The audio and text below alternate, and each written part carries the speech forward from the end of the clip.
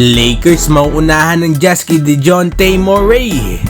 Ilang linggo na nga rin mga idol na narurumor ang pangalan nga ni DeJounte Murray sa Los Angeles Lakers dahil gusto nga raw kuhanin ng Lakers ang point guard na siyang consistent nga na maaasahan nila.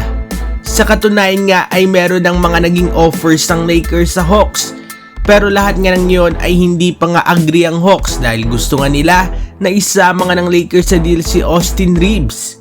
At ayon nga sa latest report ay itong Los Angeles Lakers at Utah Jazz nga lang ang talagang nag-offer nga na makipag-trade sa Atlanta Hawks. So kung talaga nagmamadali nga ang Hawks na i-trade si DeJounte Murray ay itong dalawang koponan nga daw na ito ang mag-uunahan.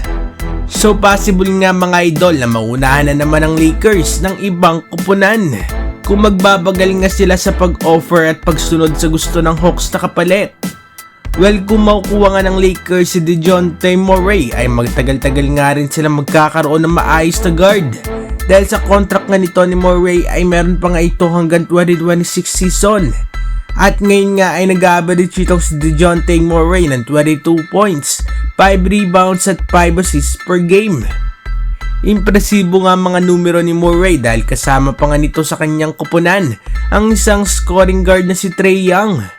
Kaya naman ay tinuturing nga ng maraming NBA analyst na upgrade nga ang isang DeJounte Murray mula sa point guard nila ngayon na si D'Angelo Russell. Pero ayon nga sa report ay aasahan nga na hindi nga magmamadali ang Atlanta Hawks na ibigay nga basta-basta si DeJounte Murray. Maari nga daw na i-retain nga nila si Murray hanggang matapos nga ang season at saka nga daw i-trade pagdating ng off-season. Para nga daw sa gayon ay mas mapataas pa nga ang value na meron nga daw ito. Well, sa history nga ng Lakers ay marami nga ang mga pangalan ang napapabalita nga na interesado itong Lakers, pero sa huli ay naunahan nga sila ng ibang koponan. Ano masasabi ninyo dito mga idol?